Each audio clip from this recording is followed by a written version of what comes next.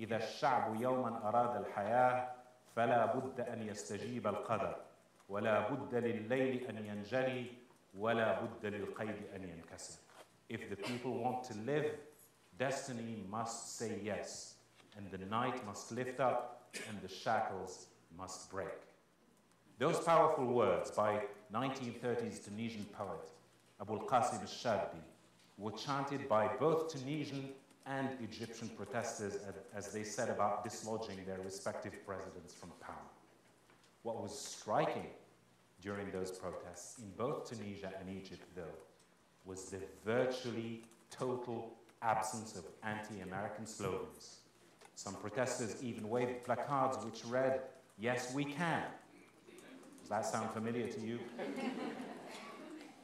That is an extraordinary development in a region with a high concentration of dictators seen by their own people as practicing tyranny against them in the name of supporting America.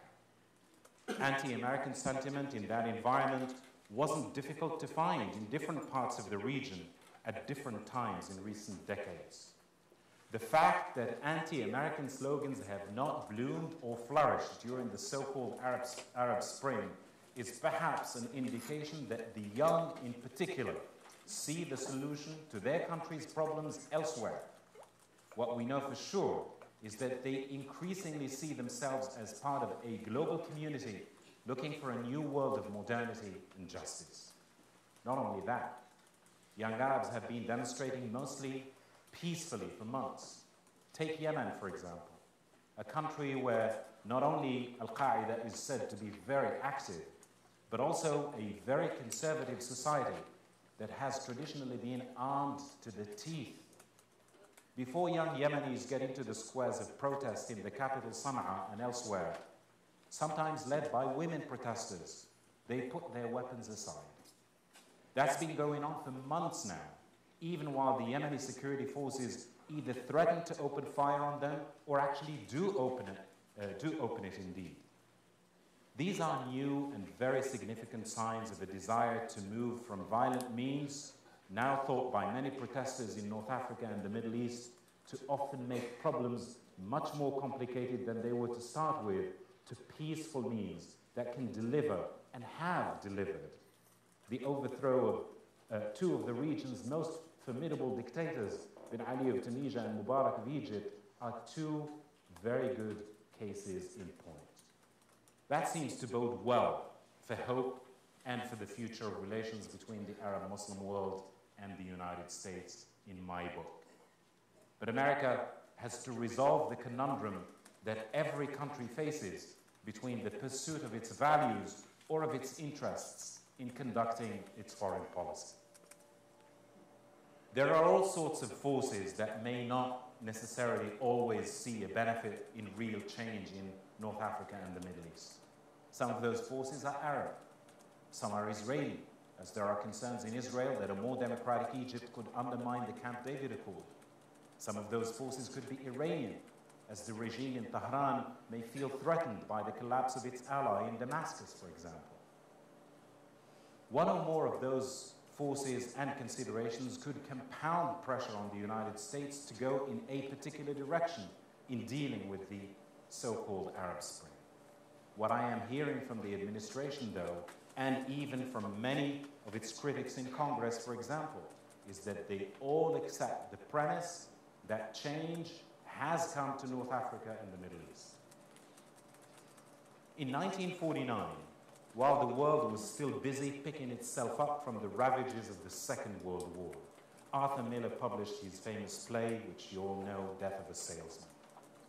Willy Loman, the play's main protagonist, ends up killing himself in a deliberate car crash so that his son, Biff, can get enough insurance money to become a successful businessman. Using his literary genius, Miller took the long historical view of the American dream. By making material possessions such as the car, the house, and so on a focal point of its pursuit, post-war America abandoned its founding fathers' vision of that dream. That is at least how the Arthur Miller voice I hear in the play as I follow the ups and downs of the so-called Arab Spring sounds. Based on that understanding, my understanding of the play, I am fascinated by the fact that despite this country's short history, at least for those who think it is short, and despite the fact that it is among the most forward-looking countries in the world I know, Miller chose the past as his reference point in Death of a Salesman. The father dies so that the son can live, but the son will only live a meaningful existence if he doesn't reject the founding fathers' vision of the American dream. If that is a fair interpretation of Arthur Miller, his vision should provide interesting insight to Americans into why the Arabs, with hundreds, thousands of years of history behind them, find the past so compelling.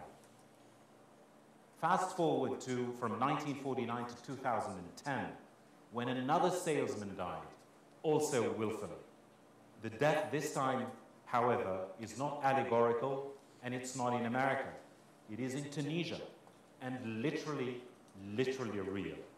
Humiliated and deprived of his livelihood after the authorities had confiscated his fruit cart, young Tunisian Mohamed Bouazizi set himself ablaze, thus igniting protests in Tunisia and throughout the whole North Africa and Middle East region.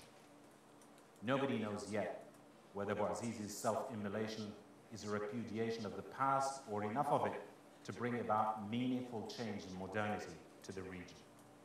But I feel it is ironic that perhaps an Arab equivalent of the American dream, which Miller criticized, could have saved Ben Ali and the order he represented in Tunisia, even if it had been accompanied by a minimum modicum of political accountability and hope. It wasn't. During the 23 years of President Ben Ali's iron-fisted grip on Tunisia, the North African nation was widely touted as an economic success story. His government liked to say that the standard of living there approximated Belgium's. So, in a nutshell, he offered the Tunisians a trade-off. They were not allowed to refuse it.